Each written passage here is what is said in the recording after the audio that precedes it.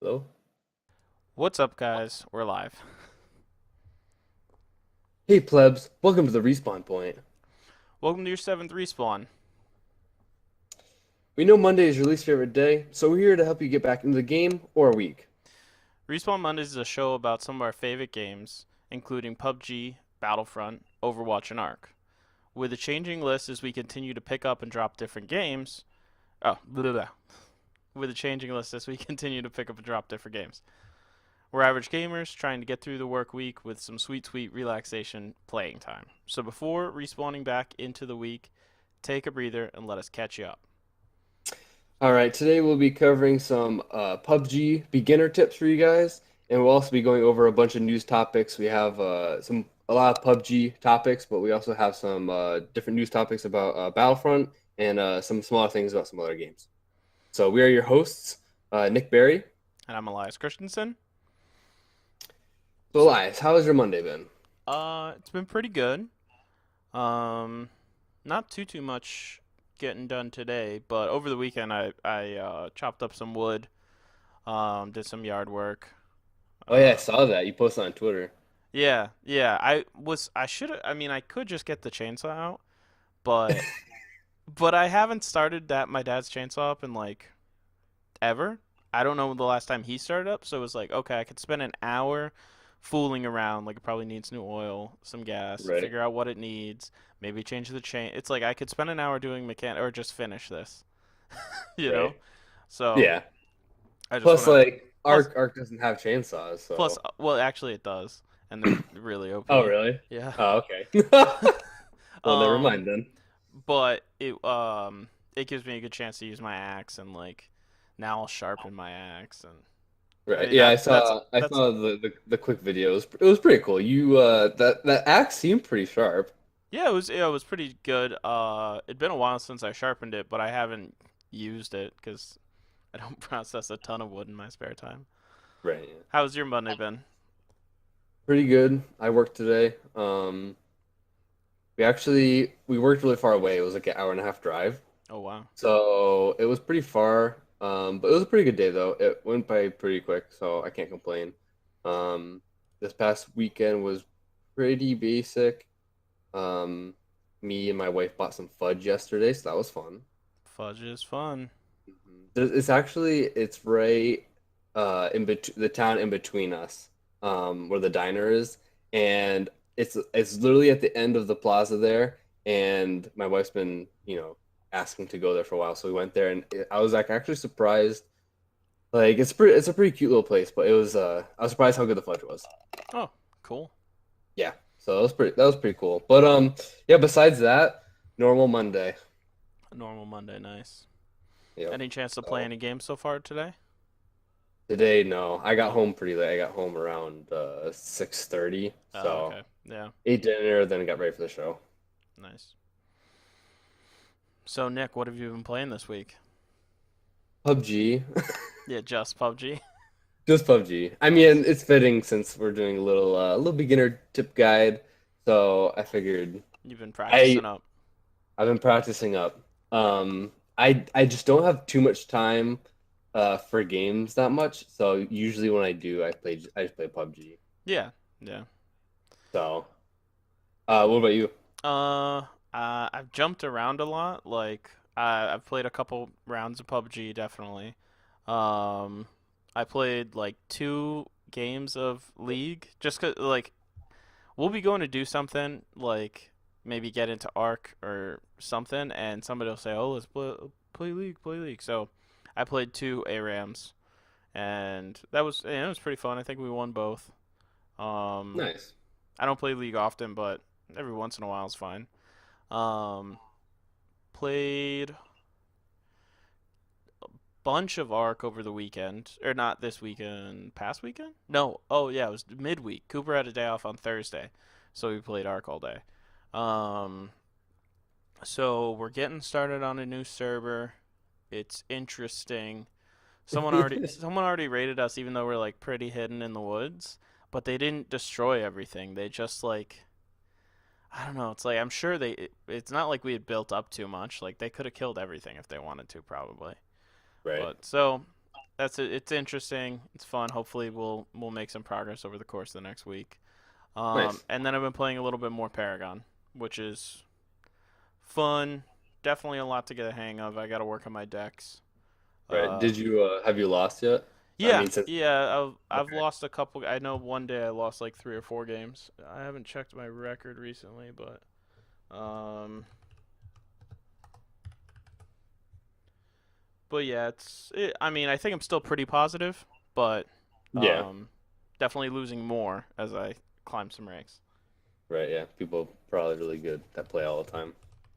Yeah, even though it's a beta game, there's definitely you see people who have like gone 22 levels into a single character, and it's like, whoa, like you've been playing Well, since this game came out. yeah. I'm sure some people are really into it, and not just like, oh, let me check this out, check this game out for a little bit. Yeah. Um, but yeah, well, I'm trying to, spend some more time with the wife. So like, getting to play just some PUBG is hard enough, but Definitely. there just isn't that many games I'm interested right now. I mean, like obviously I'm always down for a league game. But honestly, like I haven't like seen that many people on. Like obviously you must be on, but you haven't. Have you played PUBG that much, or I haven't really seen you on? No, I haven't played it that much. I'd say what I got in like 2 games today, which is almost barely anything. But I was tryharding, so I just sort of sat in the back, got a couple kills. Um, no wins or anything. But and then No. I think I played some squad games with you guys at some point. I don't know. You might have played with the guys. I don't think with me though. Mm. Um, oh yeah, so I did get to play last night, and I wasn't on comms a lot. I had them. I was in the Discord, but I wasn't saying anything, so they didn't even think I was there. But I was playing the game with them. I was playing with Taylor and Jake and Ethan, and we were doing squads. Okay. And I probably got the farthest I've ever gone, at least in squads. Okay. Well, I what would place did you say get? there was seven left, including the three of us. So there's only four other people. Oh, wow. Um, it ended around the log camp area, Yeah. which is it's like my least favorite place probably right now. Yeah. But it actually worked out because we actually went down like the side of the hill and came back up, and we all had suppressors on our guns, so we were Oh, pretty nice. sneaky. Yeah. And because I wasn't on comms, I was probably playing a little bit more of like a lone wolf.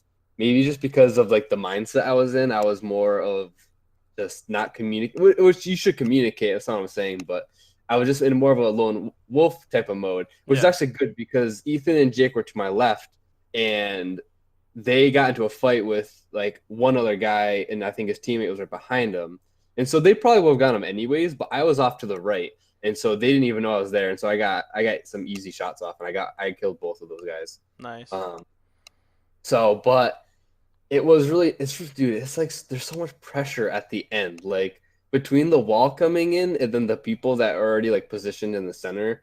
Mm. It's like just a lot of pressure, and I've started to try use more smoke grenades because I feel like those can be really helpful, especially when you're not like already set up. Yeah. So I I think they've got a lot of uses, not just like masking your movement, but you can distract with them. You know, you can Yeah, use them no, to get around. definitely. Yeah. So I use one of those, and then so we had to move closer to the zone because it closed like far like on the other side of us. But keep in mind that it was around the log camp, so it was already really small.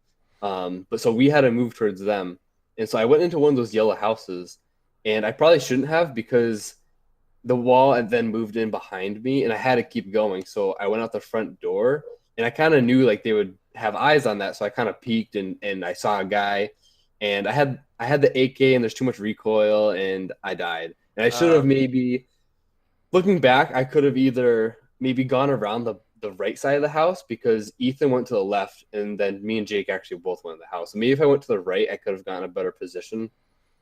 Okay. Or I had more smokes. I could have easily maybe opened the front door and thrown a bunch and then waited for those and then went out. Hmm. So it was a little bit of a bummer, but I felt pretty. I don't know. Like it was really close. Like Yeah. there's still three of us, and I think it wasn't a full squad because once we all died, the game still went on. So I think it was either a squad of three or maybe two twos. I'm not sure. Okay. I mean, So yeah, it sounds like an intense game and intense finish at least. yeah, Uh. the funny thing is too is that I was actually late to getting back to my computer, Mhm. so they dropped in Zarky, which is like That's what which that in the text was. yeah, yeah, yeah.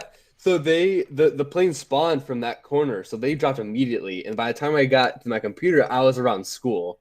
So Nice. I'm like crap. So I picked those four little buildings above school and apartments. Across the And street, yeah, yep.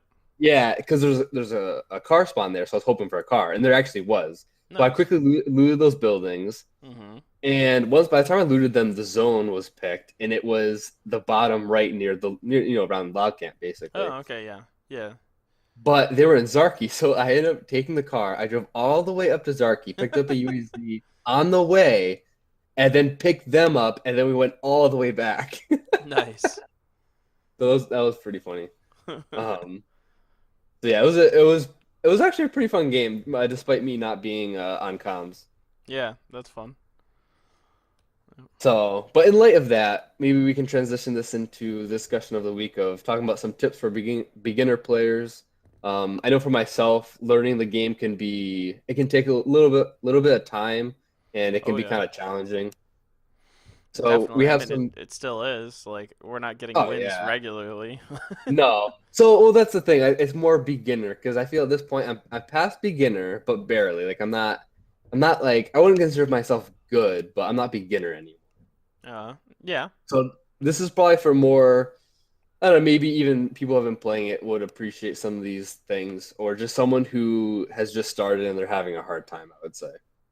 Yeah, and if anything, like even if like let's you can get top 20 easy. You can get as long as you're good at hiding. These things just give you things to work on. And maybe it's just like a checklist or reminder list for you to like things to practice while you're in game. Yeah, exactly. All right. So the first thing is, and this is very beginner because obviously it's a core element of the game, but learning how to parachute.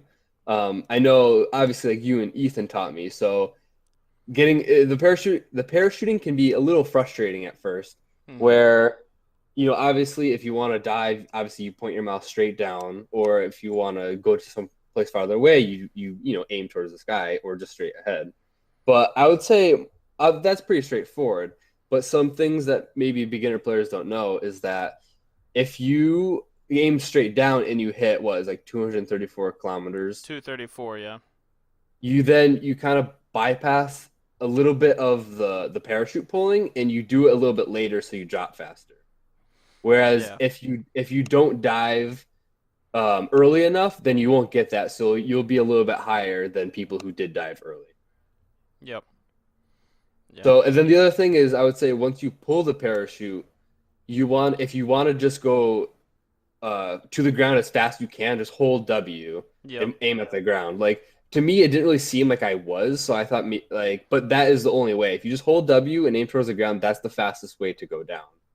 Yeah, and I've heard it like for the counterpoint, if you don't want to hit, like if you want to cruise as far as possible, you want to stay between. It's hard to do. I'm usually above this as far as speed goes, but between 25 and 35 kilometers per hour by sort of like tapping W forward, let go, tapping W forward, let go.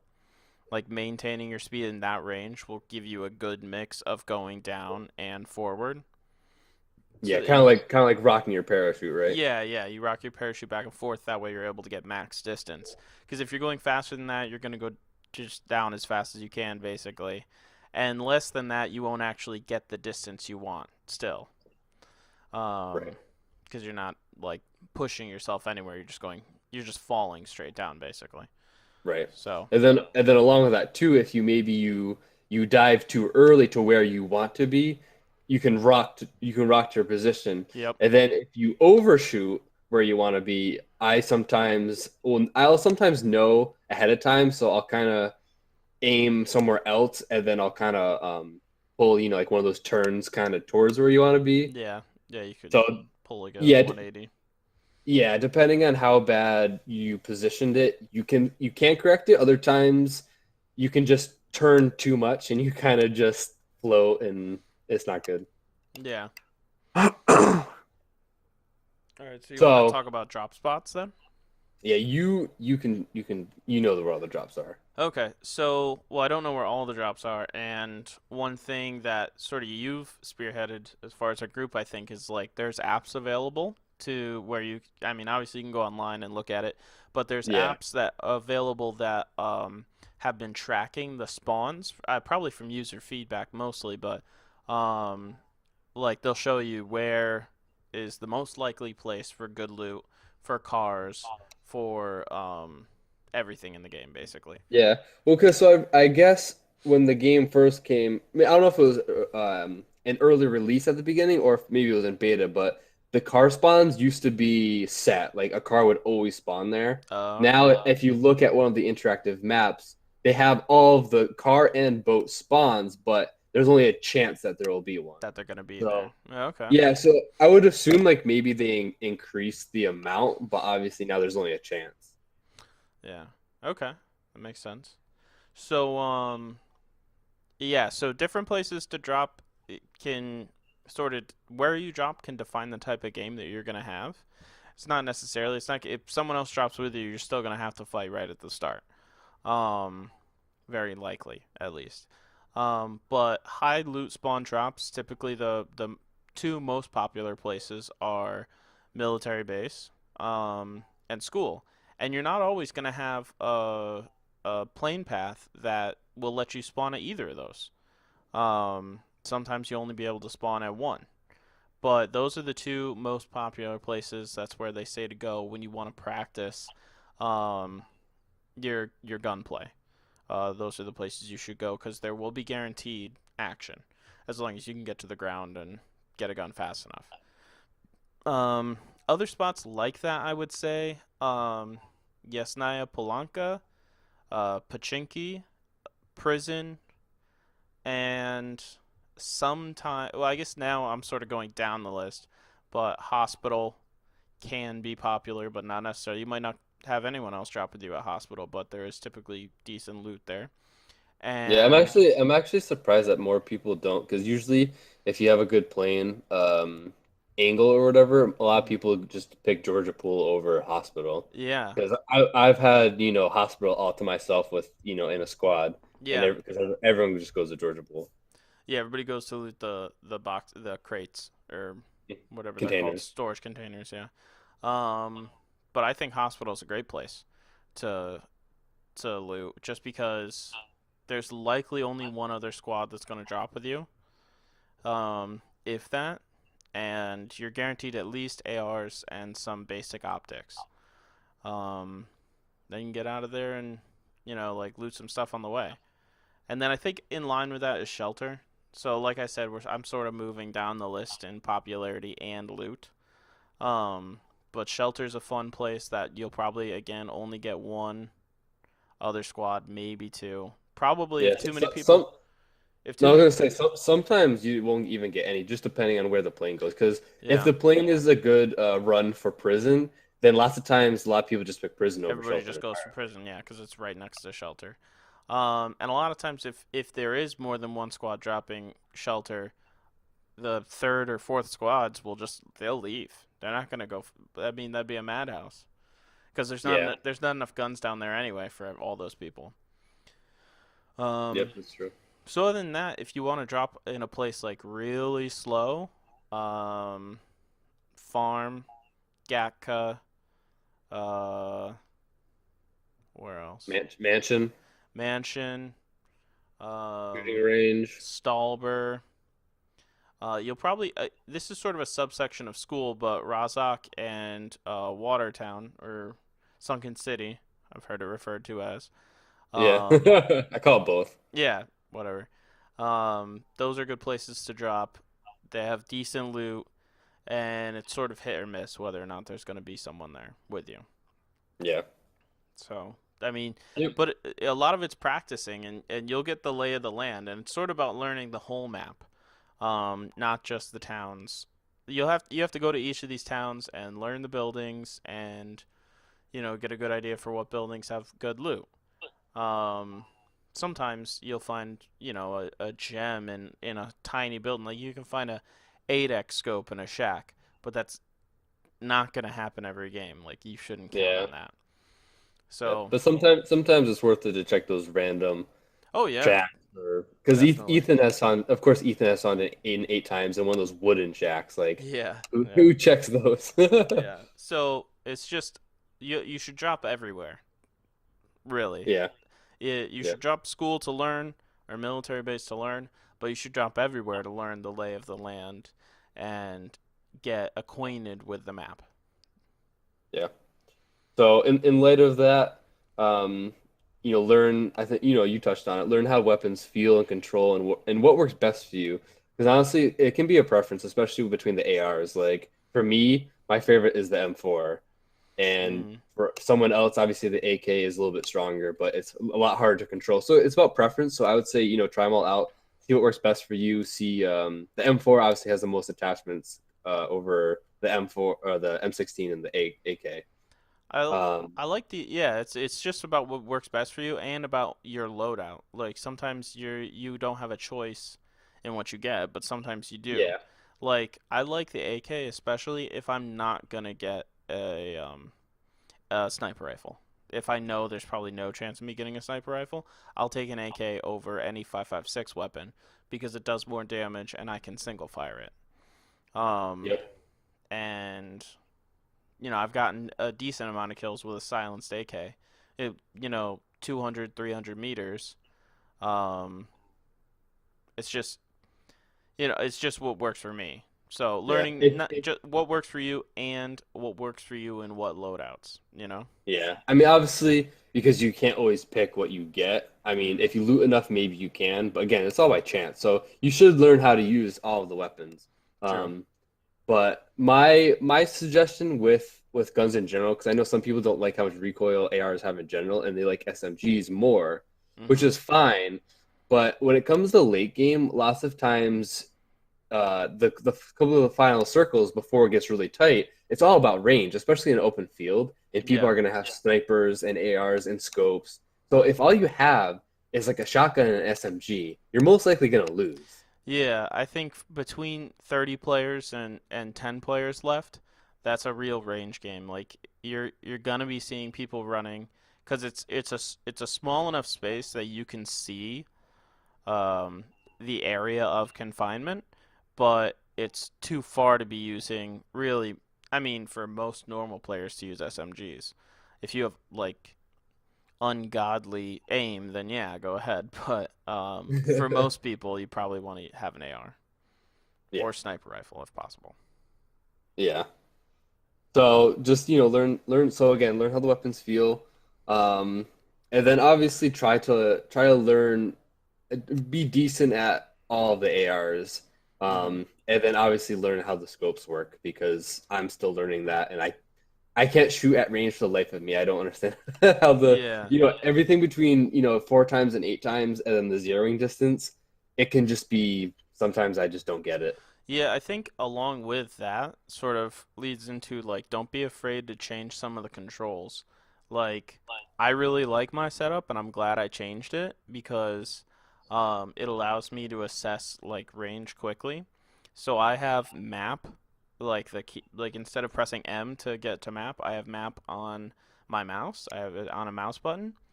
So if I hear shots, I can quickly press without having to adjust my hand to be able to hit M on the keyboard. I can quickly peek at the map, check the distance if I've seen the person or flash or have an idea of where it came from.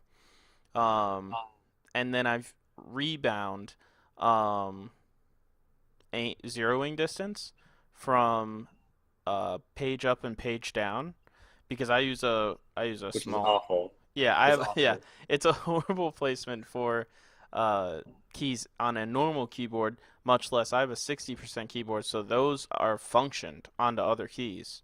So I would have to do a keyboard shortcut to even use them. Um, Yeah. so I have those bound to my scroll wheel, which does get messed up sometimes because sometimes you use your scroll wheel to adjust your map, and that will change the zeroing distance on your gun. Okay. So you have to pay attention to that. Yeah. And for those who don't know, the zeroing distance just changes where how far your scope is looking. So if it's at 100 meters, the tip of or the crosshair and your scope is 100 meters. If it's 200, Yeah, same it thing. will hit the target at 100 meters on the center Yeah. of the scope. But Yeah. then you can scroll it up to 200, 300, 400, all the way up to 1,000 on some scopes. It depends on yeah, it depends on the gun too. Depends on the scope and the weapon.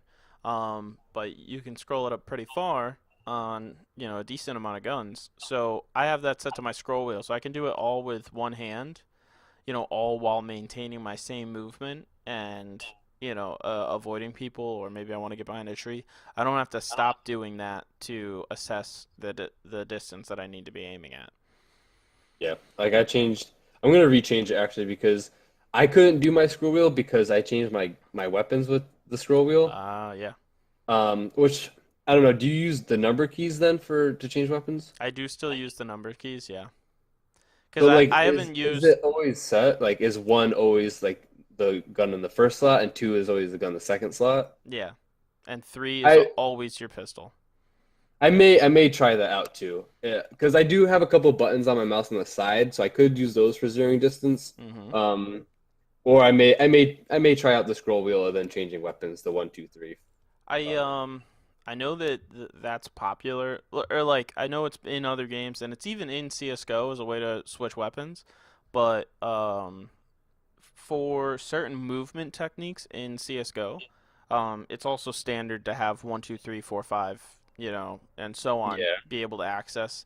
You actually do. Most people do a lot of key binding, remapping of keybinds in CS:GO, because a lot of people like to have the scroll wheel to jump. Okay.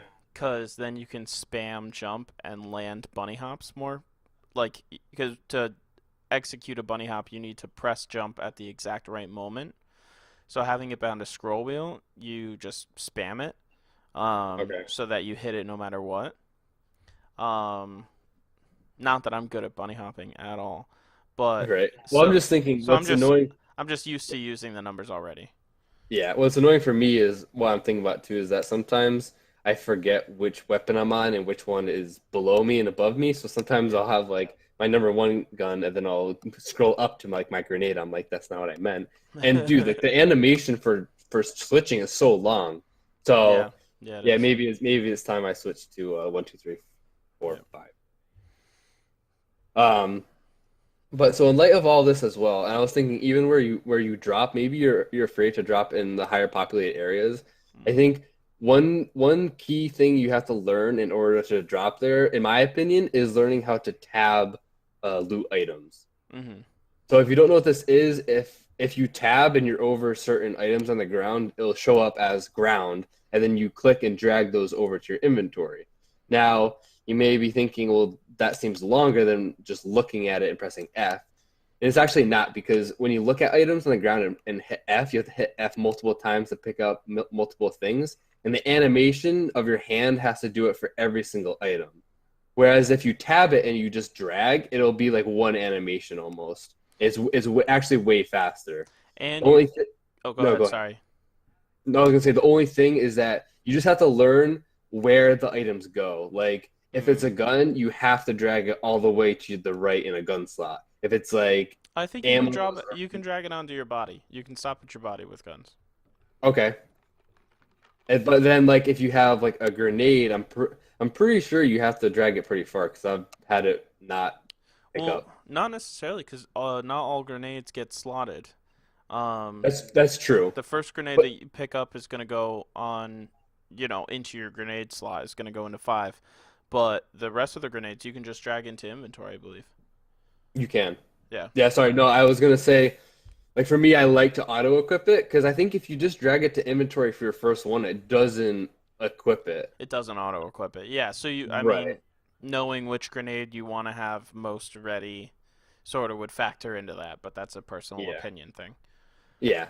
So, but overall, like learning how to tab the items can be a lot faster. So, if you're in a higher populated area, picking up the gun faster than someone else is obviously the difference between living and getting the kill. Yeah, it's a lot faster, and you don't have to be looking at the ground.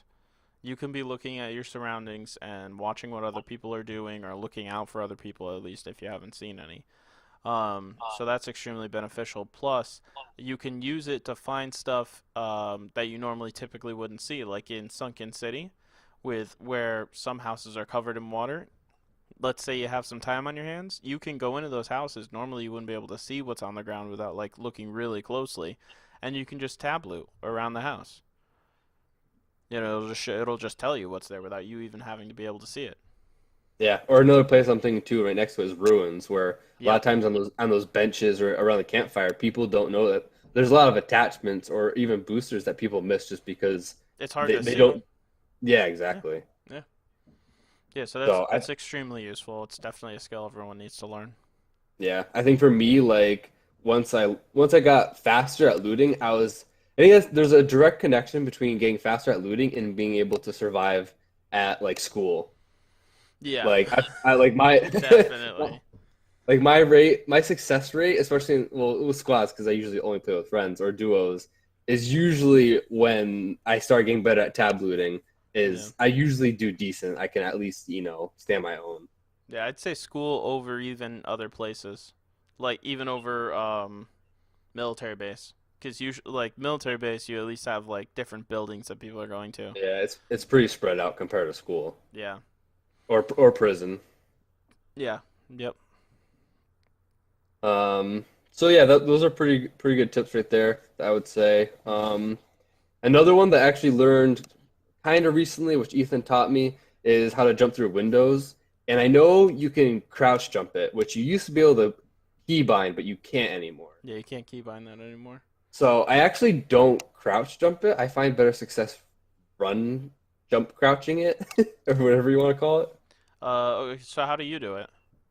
So at least the way Ethan taught me and the way I've just been better at is for me, my sprint is on a toggle. So I have to make sure sprint is on and then you start running towards a window. So you need enough time to get into the sprint animation, but you run Okay. towards a window and then you hit space and you spam C and you usually go right through it. Oh, you spam C. Okay.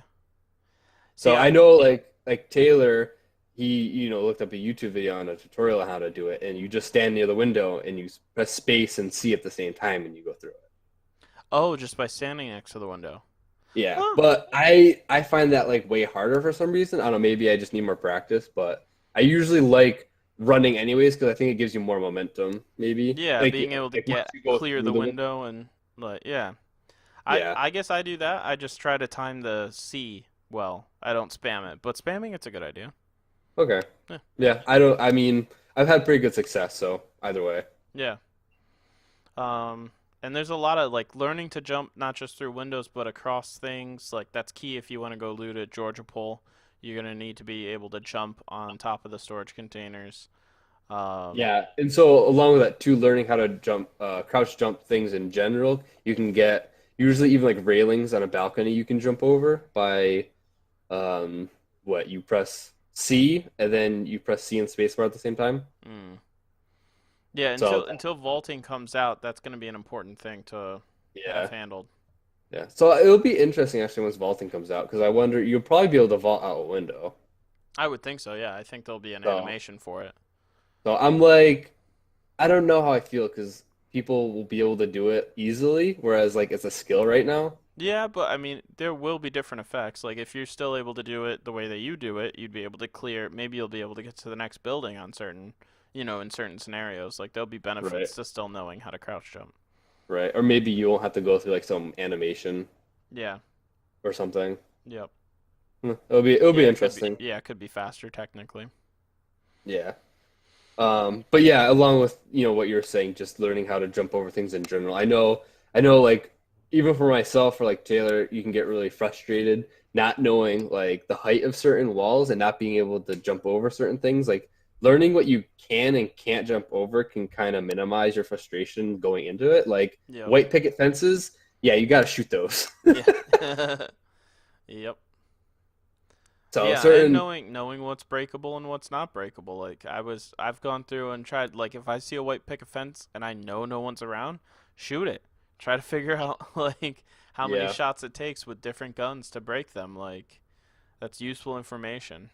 yeah, it seems minimal, but like in at the end of a game, like In yeah, just in being a quick at those types of things can actually be a defining factor. yeah, knowing before you enter a like combat scenario or like, Yeah, something happens, knowing those things is going to help you react to the situation. exactly. So, but we can kind of move through the list a little bit further. Hmm.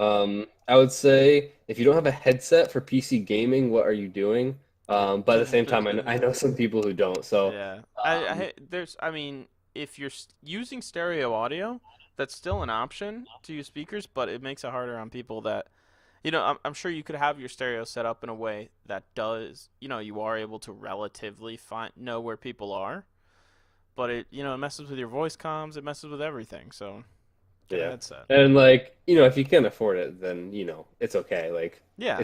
it's fine. But if you can afford, I don't know what a cheap headset goes for. I know mine was like probably $100. Yeah, but you could get, even without a mic, like, because if you don't have a headset, you do have a mic somehow. You're talking to people somehow.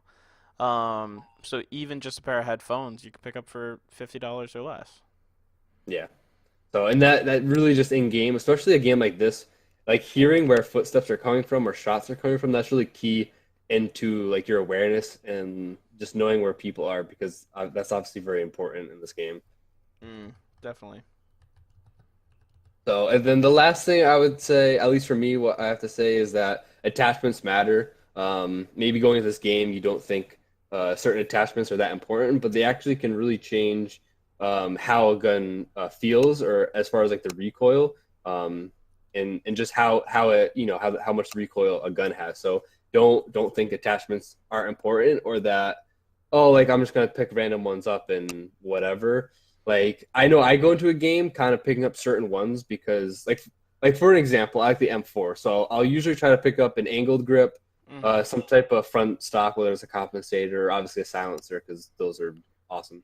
Um, any extended mag, obviously the extended quick draw is the best, and then the back one, the stock or whatever is so I'll usually pick those up going through it, and then if I can't find an M4 at a certain point, I'll usually drop those. But I usually try to save those in case I come across, even like a Scar can use those. Yeah. Yep. Yeah, you'd be surprised how much of the grips make a difference and the compensators as well. Um, I mean, beyond that, everybody knows that certain attachments like a suppressor or a flash hider are super important. They can hide you and your location. So, Yeah, um, not yeah, to mention scopes, obviously. yeah, yeah, obviously. Hey, JCent24, thanks for the follow. Dang. So Little, do you have those are my main things. Do you have anything you want to add to the list? um, I guess learn. Obviously, everybody's gonna be driving it. You find a vehicle you want to use it. Everybody, if you're playing PUBG, I'm sure you are already driving, but practicing, not going too ham with the motorbike. There's a bit of a finesse to driving a motorcycle around Erangel, and I think it does take some practice.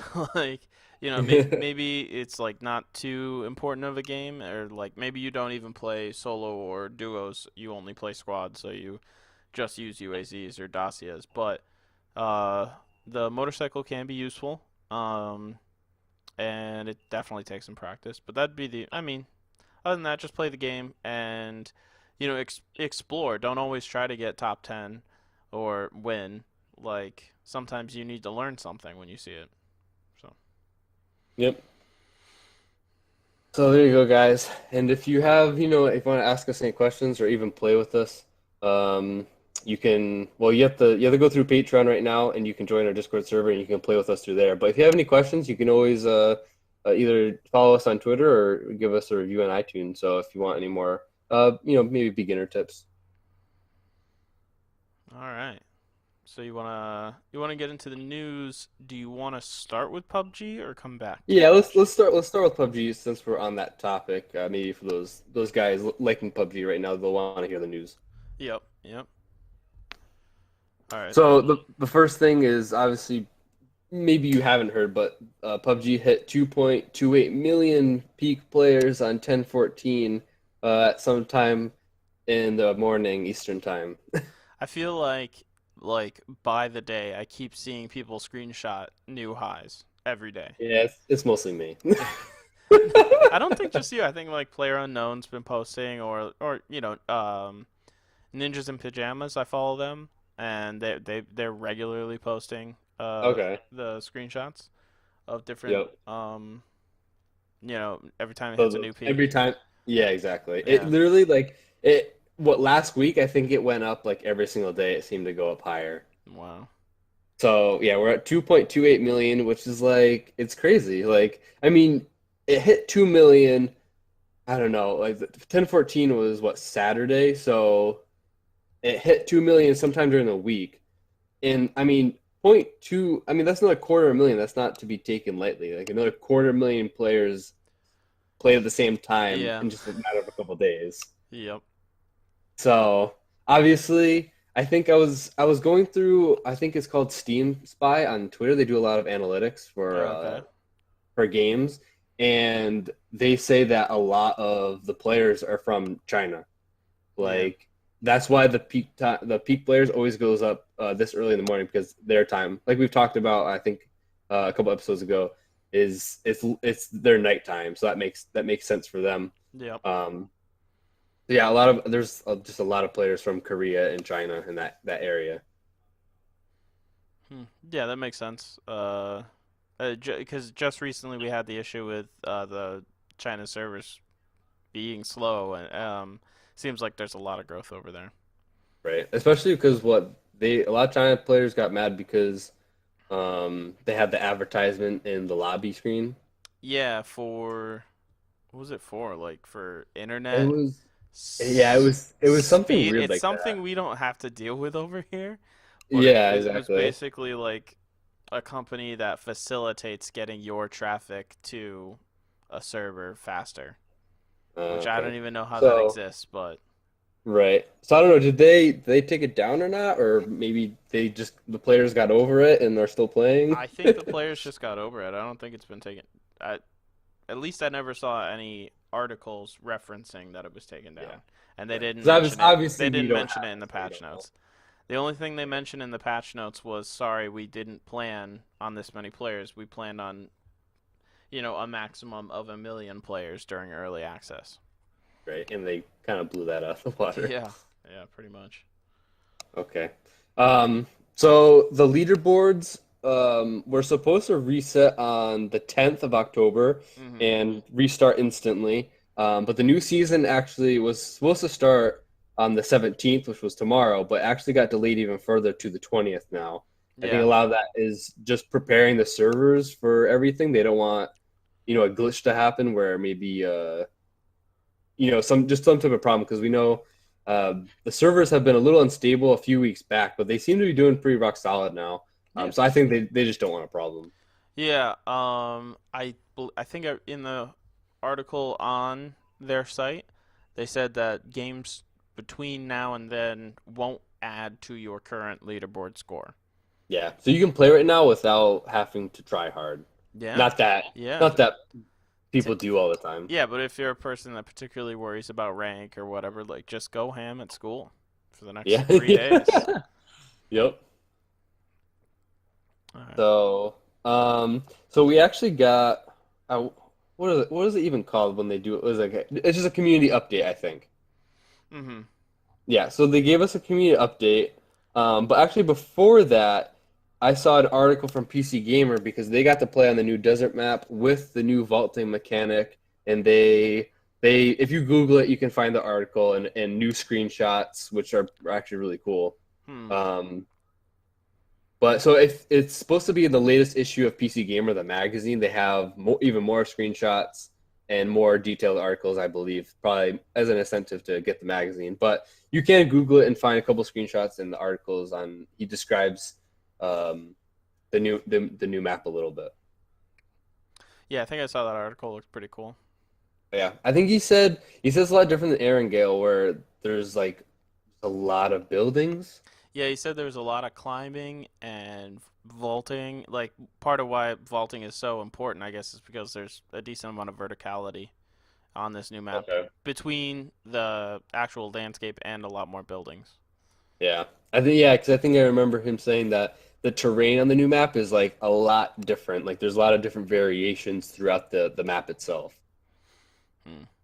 So yeah, it's pretty interesting. I mean, we'll talk about this a little bit in a little bit, but I think they'll probably come out with official launch later this year. So do you want to go into the road to launch a little bit? Yeah, sure. So they sort of laid out their plan for, or at least the, rough plan of what it's going to look like for players going up until actual launch. I don't think they didn't release an actual launch date, but you can sort of guesstimate some things based off of the plan that they laid out. So, Yep. them implementing features like vaulting and climbing need to be tested for at least a month, they said. And they'll be running test servers at least 3 times in preparation for that. And they're hoping to have large scale tests. So, I mean, I think everybody has access to the test servers, right? You just have to enable Yeah. it in your Steam I think settings. yeah, you might have to download it, I think. Oh, okay. So you may have to download it separately. Um, Probably not a big download, but they do want people to help out with testing this. So, the first test phase that they're going to be having um, is just going to be vaulting and climbing. Then they're going to have a second phase where it's vaulting and climbing again, but with other content and features. So, possibly new vehicles, possibly some other stuff they're working on. Who knows? Yeah, maybe new weapons even. Maybe new weapons. And then they're going to have a third phase of testing with all the new content that they had in the previous 2 phases and features including the desert map. So we're going to get if you play on the test server, you're going to be able to get it before launch, or at least you'll be able to test it out. Um, and they said that these features will be in test servers for at least 2 to 4 weeks, so over a month, likely. I mean, they say 2 to 4 weeks. I would think it could go even longer than that. Looks like they really want to fine tune things, so that they can have a good launch, which will be a change for most early access games to have everything done. Yeah. Um, so they said it will be difficult for us to provide a stable service if we rush updates to live servers after short bursts of testing. Um, you will be able to try out vaulting and climbing first in late October or early November. Um, and they'll give us an update on test schedules later. So Yeah. I So think that's. oh, Go oh ahead. sorry. Sorry. Yeah. Um, no, I was gonna say because so they said they want to test it for at least 2 to 4 weeks, maybe longer. But say it is 4 weeks, the maximum they're saying, Mm-hmm. and then they test it early November. We kind of have an idea of when the game will come out for launch as being sometime in December. If you go on the early side of that 2 weeks and then late October, maybe sometime in November. I would probably say sometime in December, maybe early. Yeah. So I'm Yeah. They because want they want to launch this year, so I think that'd be a safe bet. yeah, and which actually it's not that far away. I mean, sort of the midway through October, November will be the testing of everything, and then for those who don't want to go on the test servers, December I say is a pretty likely bet that you'll be able to. We'll get all these new features, and it'll be the official launch, which is coming to Xbox as well. Yeah. Hmm. So some pretty interesting stuff. I mean, it's there hasn't been anything crazy as far as patches because at the very beginning of early access, they used to do a patch like every single week. But now I think they're really working hard on getting all like a huge chunk of content for official release, and we're gonna get it all at once. Yeah, definitely. Yep.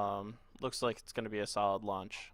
Um, do you want to go over the leaderboard update and FPCP Uh, servers, or just a little bit. I would say, yeah, um, I think it's Korea or Japan servers.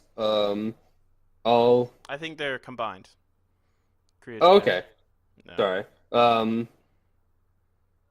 Oh wow. What does this even say? Looks like they got servers, and all modes were added to those servers. Oh, okay. So obviously, they must have been sharing before. Yeah. Yep. Okay, sorry. Um, so in addition, they'll be adding first-person squad modes to SA, SEA, and OCE. FPP squad mode was played the most everywhere, so we decided to add that mode first. And it'll be added later this week after they update the leaderboard, so around 10:20. Yeah. Um, That's pretty interesting that first person squad mode was played the most everywhere. Um, yeah, I think that it really shows that that is the more competitive version, and that's what people want to play and get good at. yeah, because you would assume it's squads is the most played mode for both FPP and third person. Yeah. Yep. So yeah, And it was solo's pretty boring. interesting. I mean, solo's hard sometimes. You're not with your friends. It's not the same game. I Definitely. think solo must be the least played. I would think What so. Yeah. you would think? Because I mean, you can even just auto match make a duo. Not that you necessarily want to do that, but I think people people I are more. accidentally did that once, and I ended up with a guy that didn't speak English at all. Oh But wow, I mean, it was fun, you know. could talk to him.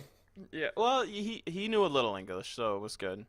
Okay, Yeah. that's pretty funny. Yeah, well, so I got matched with. I went into I was a solo player in squads and I got matched with so three other random people and that was a very unfun game because they ended up just killing me at the end, friendly Yeah, I fire, remember this game. Yeah. and it was just such a waste of my time. Like I was okay playing with random people, but like I was actually trying to win and they're like, oh, this guy's they're probably just like, oh, this guy's new, like he's gonna get my way, maybe. I don't know. It was so uncalled for, so uncalled for. Yeah. Yeah, I So, remember that but game. yeah, regardless.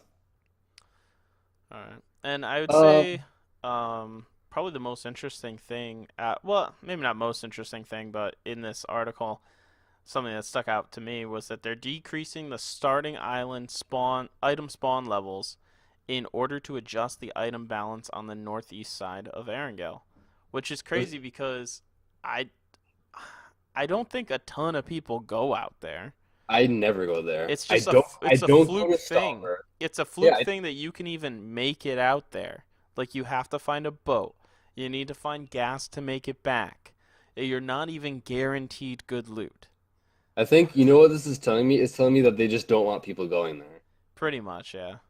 Like, I mean, let's be honest, Stalber, it has decent loot. It's supposed to have high loot, but I mean, I never dropped there. Hmm. And then what, Kameshki? I've never have that. That's a new town, but I've actually never been there. I've been there a couple times, and I've been to Stalber a couple times, and it can be okay. But most of my experiences are just like you can't find a car. Um, there's a lot of people fighting with not a lot of loot. Is usually what I've seen. So if anything, I think this might even out things. Like maybe we'll get some better loot in Kameshki and Stalber instead of over on the starting island. Yeah, maybe. That'd be interesting. Yeah.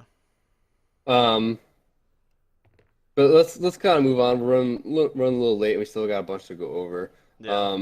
I'm just gonna cover Overwatch real quick for Okay. those interested. The Halloween Terror event is obviously ongoing from October 10th, and it runs all the way until November 1st. There's new legendary skins for Anna, Reaper, Zenyatta, Symmetra, Mei, McCree, Torbjorn, and Zarya. So there's a bunch there. And then they're also re-releasing or they're opening the locked Halloween skins from last year. So if Nice. you missed your chance last year, you have a chance to get those again. Yeah, I quickly looked through and I think Zarya's was my favorite. Like the she's Yeah, wearing like a power lift like a power workout 80s outfit. It's like super colorful. yeah, yeah. Which Yep, is it's a big change for her typical skin yep. layout. Yep.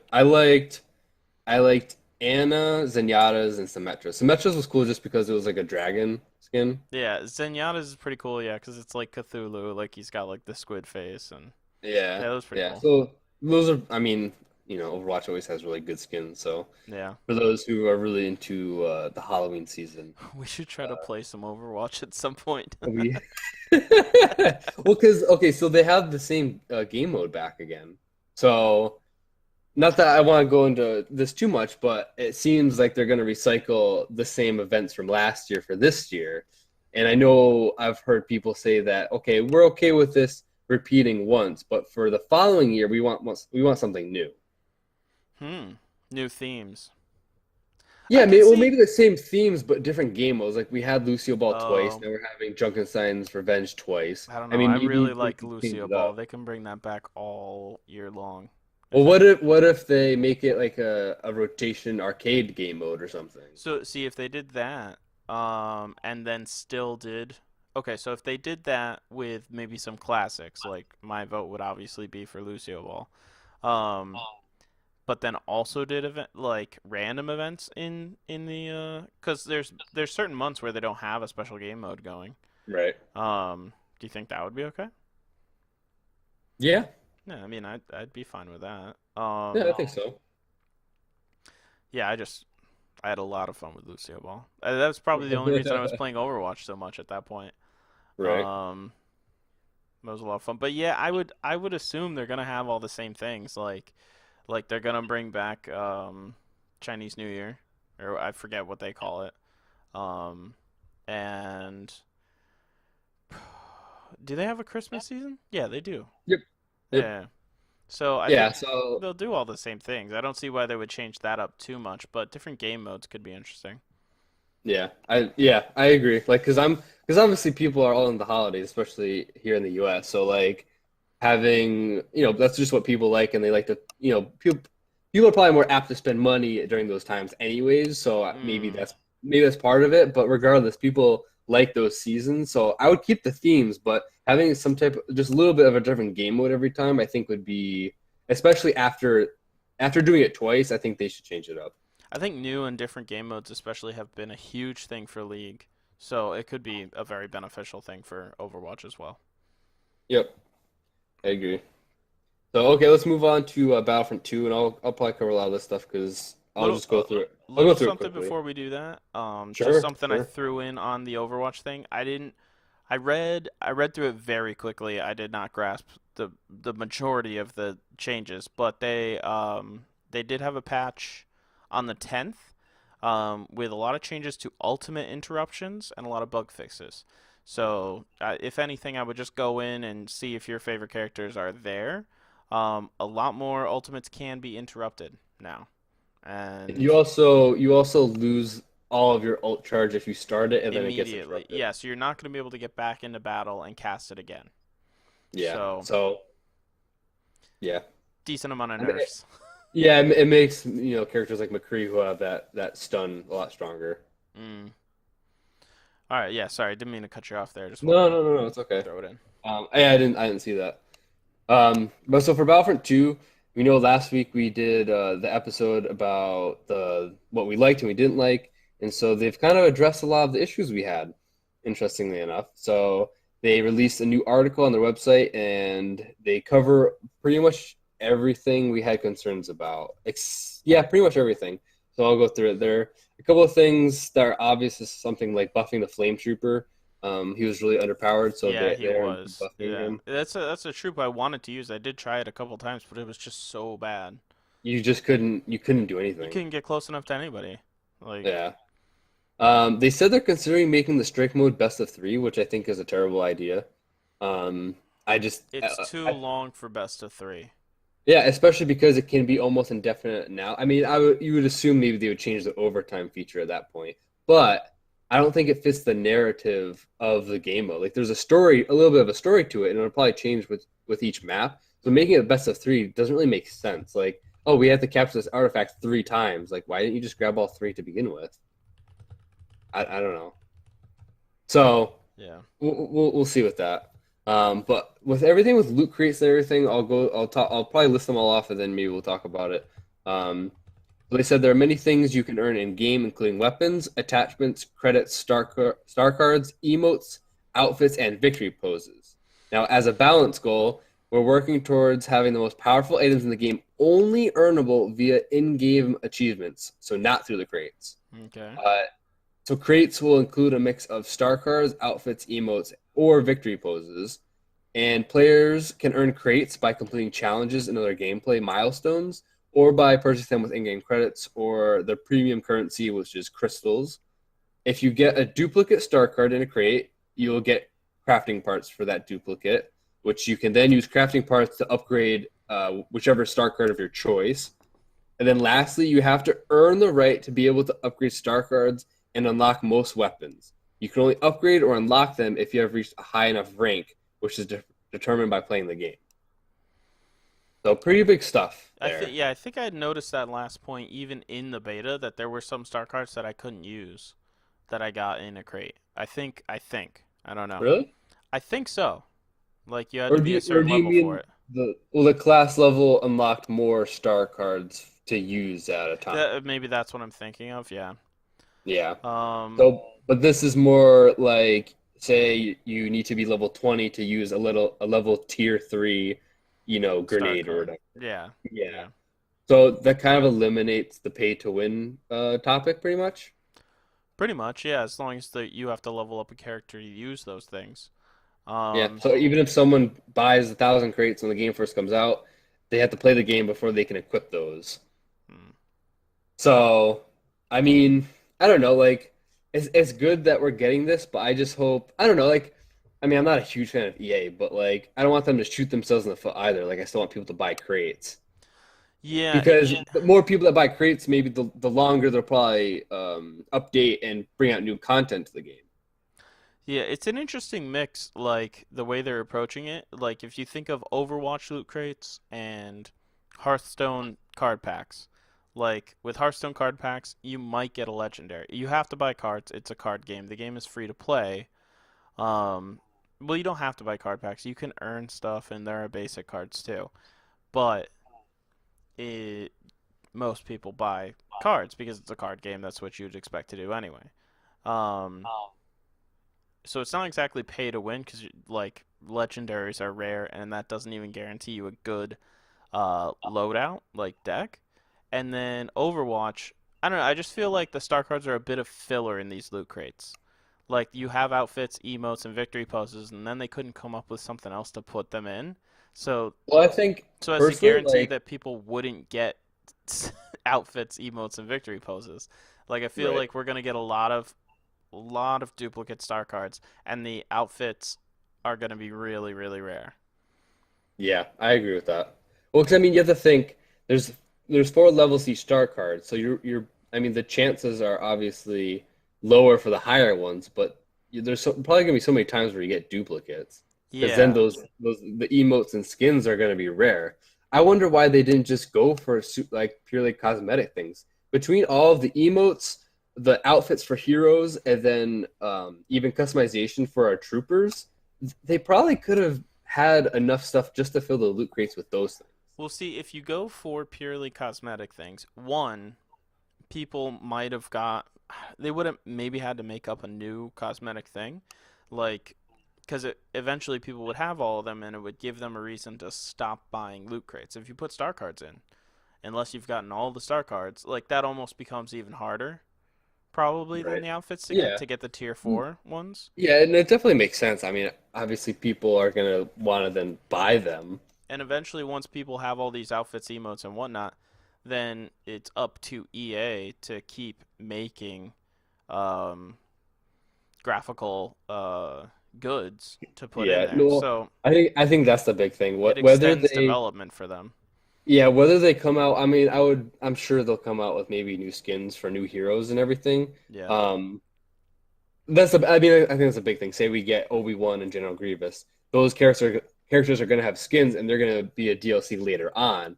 That's going to be an incentive for people to buy crates. But I think also they're going to probably have new weapons or new gear, and that's going to make people want to buy crates also. Hmm. So the more DLC they have, the more money they're probably gonna get after the fact. Yeah, that makes So sense. but I think it's an interesting article. I would read the whole thing because they kind of clear the air with a lot of these things. Um, so yeah. Um, do you want to add anything? No, no. Okay. Let's move on because we're kind of getting long, as always. Yep. Maybe you want to cover some the ARC news quickly? Yeah, sure. So we had a new mysterious mystery. I linked it in the chat. Um, just a new picture of a new dino. Um, and here I'll pull it up on the screen now. Um, in the aberration trailer, because all of these are creatures for aberration, we did see the this creature. I believe it has wings ish, but it can't fly because there are no flyers in aberration. So I think this is the one that we saw gliding in the aberration trailer. There's also a picture of a skull. Looks like the skull of one of these. Maybe this will. Typically, you can get bones or trophies from different high level or hard to beat relatively um, animals, and they're used to unlock certain boss battles. Lol. Um, so looks like this will be an important part of unlocking maybe some of the boss battles on Aberration. Hmm. So I don't know. I think it looks pretty cool. It'll be fun to play around with once Aberration is released. But besides that, um, we had an Arc Digest 51, and this was actually one of the more informative Arc Digests that they've had. There were other things in here that I didn't cover, but I actually covered a lot more than we usually do. Um, there are two more trailers coming out for Aberration. One is going to be an in-engine trailer. We'll see gameplay and all this other stuff, and there's going to be a sequel to the live-action trailer that we got for the launch. Um, which I'm guessing is going to be story related. Um, Hmm. they promised tech armor incoming for more dinos. So they didn't specify which one. They did say I'm looking at you wyverns, but I'm not sure if I don't have wyverns, I don't have tech. So I don't know if that's already a thing or not. Um, but potentially I could see like what did some people say? People asked for Pteranodon. I think that could be pretty cool if you had a Pteranodon with tech armor. Um, they said we're gonna get new engrams for all tiers incoming. Pliers to fix metal tools on the go, or actually they just said metal. I don't know if Hmm. they said metal tools. So that's super exciting because you could just bring a pair of pliers with you instead of having to have a beaver um, to fix stuff or have a smithy on your stinking Quetzal like built on there so you can fix stuff while you're out on the go. You can just have pliers with you. Um, there's going to be a new primitive way to catch and tame fish, which is pretty interesting because if it's a net, you would think you're taming super small fish, which aren't tameable right now. So, I don't know. I would wonder, like, is this. I don't know what even the purpose of this is. But if Hmm. it's an easier way to tame, like, because I know with dolphins they always swim away. Like one of the hardest part, like you need scuba to tame dolphins easily unless you trap them somehow. Um, but I don't know. That's pretty interesting because anglers are OP right now if you can get them on the island. Just for the silica pearl income. And then also batteries to power things on the go instead of having to build a generator, which could be very useful um, in raiding. Like you could just throw down a turret without having to build a structure around it. Hmm. That's cool. Yeah. I don't know if that'll be possible if turrets will even take batteries. They might need a generator, but who knows? Hmm. Okay. There's gonna be a hitbox and item cost revamp coming along with the Dino TLC Pass. This is something they've been talking about for a long time. The Dino TLC Pass is basically where the values of some of the original dinosaurs are going to get an update. Potentially, they'll get more abilities. Who knows? Just because they're a little underpowered compared to newer dinos they came out with. Um, they also said that this is coming out after Aberration. And an important point about that is that they announced that Aberration was coming out in October. It's now the 16th of October, and we don't have a release date. That's- which which is sort of them learning from their past mistakes. I'm not really mad about it because they're not promising us something that they can't deliver on, Right. but it's something that it's like you've been talking about the Dino TLC pass longer than I knew what Aberration was. So I don't know why I'm not getting that first because it's more important to me anyway. Right. And we don't have a release date for either one. We'll probably have both within 2 months, but I don't know. Well, Yeah. Oh, sorry. What were you gonna say? no. Yeah, no, it's just kind of like, well, Yeah. it gets here when it gets here, I guess. Yeah. For real. Um, they I don't. I think someone asked for in their like they submitted a question and they responded, yeah, it's a good idea. They're going to be implementing a metal tiered blueprint holder. So early on in the game, you have like large storage boxes. They're made of wood, and then you have something that's similarly sized, and it's called a like a bookshelf or whatever, and it's just for holding recipes and um, blueprints. Now, when you got up to the metal levels, basically there's just vaults because you can use a blueprint holder, you could use a bookshelf, but it's made of wood. People can break into it super easy. So typically we were just holding all of our blueprints in a vault, which takes up more space than a normal bookshelf. So maybe this will be able to take up less space. I don't know. Um, and even if it does take up less space, does it have less health, less armor? It might not even be worth it. If anything, I could see holding your commonplace blueprints that everybody's able to, like maybe that's for people lower down in the tribe everyone needs access to, and then still keeping your most valuable ones in a vault, I could see. Hmm. They said there will be shoulder mounts in Aberration, and they are going to be important. They're going to have abilities or functions that you will need possibly to be able to survive longer on the map. And then also, there's no rain on Aberration.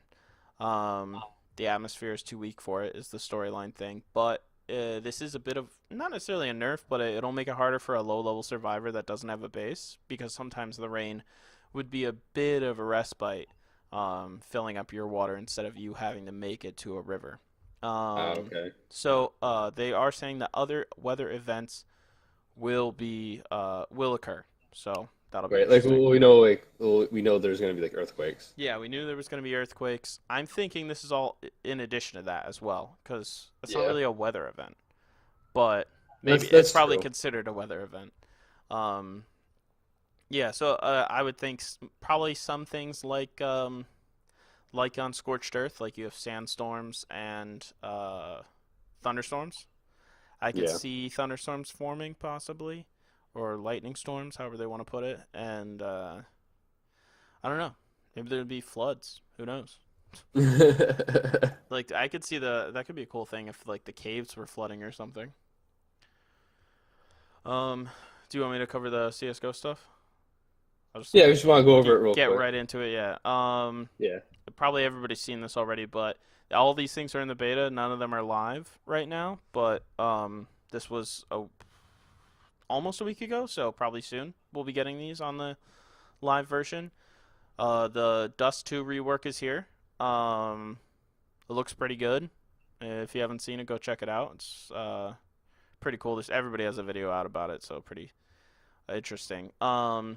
They've improved the bots on Nuke's navigation, which is somewhat useful if you play with bots, or if you, there's game modes where bots will be in the game from time to time, like some of the deathmatch or arms race stuff. And this was a bit annoying. You could see bots get stuck. Not necessarily annoying, sort of easy. It's just a quality of life thing. But bots would get stuck in spawn points, or especially there's some crates outside that they would get hung up on. I think so. They've improved their navigation around those things. Um, they've added unique jump landing sounds for all major surfaces, which I think is a bit meant to complement the Dust 2 rework because they have things specifically laid out so that you can choose walking paths that will have different sounds, more or less. So I think it's going to even more amplify your mistakes and paths and stuff. Like where you walk is going to be a lot more important now. Hmm. Um, Unique sounds for picking up weapons, grenades, and ammo. I thought that was pretty intense. Now people are going to be able to tell what weapon you picked up, um, and what type of grenade and what ammo. I think they said for individual ones. So Hmm. that's pretty crazy. Unique bullet impact sounds for vehicles and barrels, which I don't see affecting gameplay all that much, but I guess it'll be nice. You'll know how close the shot was to you or something. Or just a more realistic sound, more immersive gameplay. Yeah, maybe just More like likely what they're updated. going for. Yeah. They rebalanced music kit's volume to be more in line with the overall game volume, which is a nice thing. Usually, someone's music kit will play when once they've gotten an MVP in a round or something, and some of those were pretty loud. Um, it would like shock you once the round was over. You're like, oh, oh. Um, and then they've improved the sound resolution and quality of the HRTF algorithm, which, for those of you that don't know, this is basically an additional sound system or sound, I don't know, mechanic in game. Basically, you can still use your standard stereo audio, which a lot of people still do use, or at least we're using as HRTF has been updated. Or you can use 7.1. A lot of people use Dolby 7.1. But HRTF is what Valve is working towards having as the gold standard. Um, and basically, it's just directional audio, and they're trying to improve the quality of that. I guess they've made some changes to it, which will be interesting to take a look at. Maybe I'll go play a game or two to see if it's gotten any better. I use HRTF. I think it's pretty accurate, but I guess they wanted to improve it even more. So, Hmm. yeah, Nice. that's it for CS:GO. Awesome. That pretty much wraps up the news section this week, guys. Um, we can go into the polls and trivia real quick. Last week's question was, what was your favorite thing about the Battlefront 2 beta? And the most voted answer, 50% of the votes went to Galactic Assault, followed by Strike, which is 28%, Starfighter Assault, or excuse me, Starfighter. Yeah, no, I was right. Starfighter Assault is 17%, and then Arcade was only 5%, which probably makes sense. For me, Strike is my favorite game mode. Obviously, a lot of people like the big, kind of like the I don't know. Obviously, it's the big game mode, but it's kind of like the one that everyone is going to go to because it has everything. Yeah, Um, Galactic Assault. yeah, just Yeah. the big vehicles, heroes, everything. Yeah, I'm excited to get into it more at launch, but our experience with it in beta wasn't so great. I'm sure it'll be better at launch.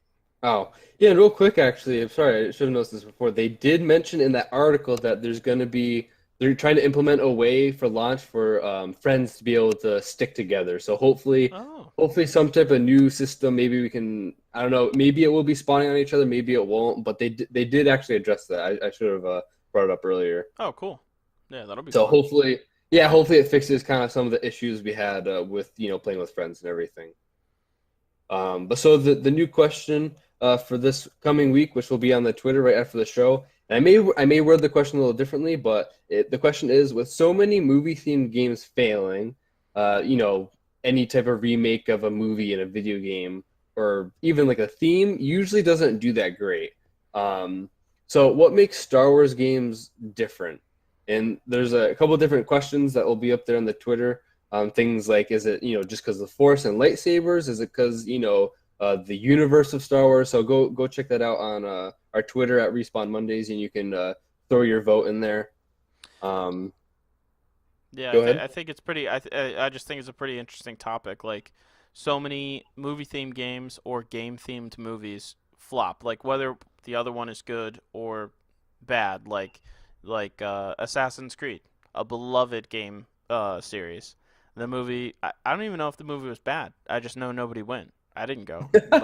Like, Yeah, I didn't see it either. It had Michael um, Fassbender in it too, I so know, right? Like, huge, but it's probably a half decent movie. Just probably people got too hyped. yeah, Um, I think with like the Star Wars games, they're not only is the series huge, but we don't just have like one or two good Star Wars games. there's a There's lot. so many Star Wars games that have loyal followings, you know? Hmm. So I think that's Definitely. pretty interesting. Yeah, definitely. So no, yeah, no. Props to you for coming up with the question. I had no part in that. So yeah, no, yeah, no. It was actually like, I was kind of surprised. That was because I couldn't think of anything off the top of my head. So you came up with a really good question. So we'll see. Hopefully the response is pretty good over on Twitter. So hopefully you guys can cast your vote. Yeah. And we'll give you guys the results next week. Yeah, so just to close out the show, you can follow me on Twitter at NikkiGirl7.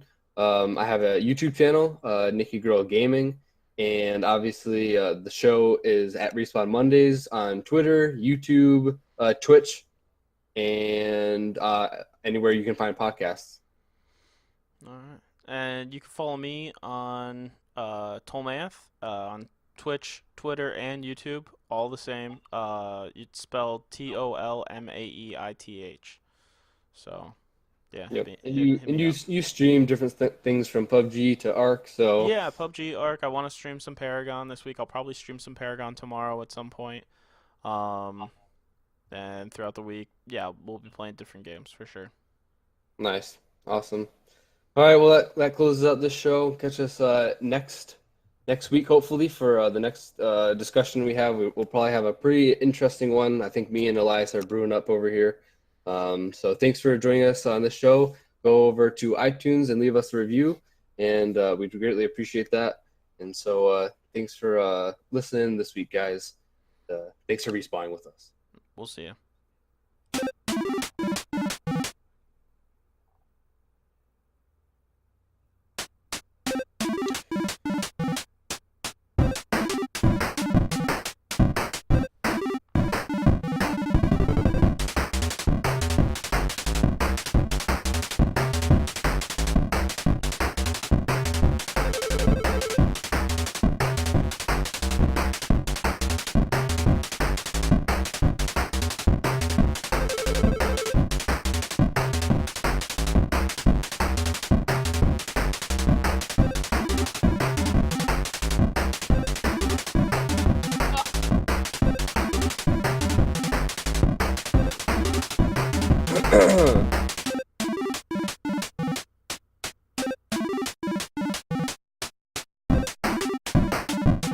Oh boy.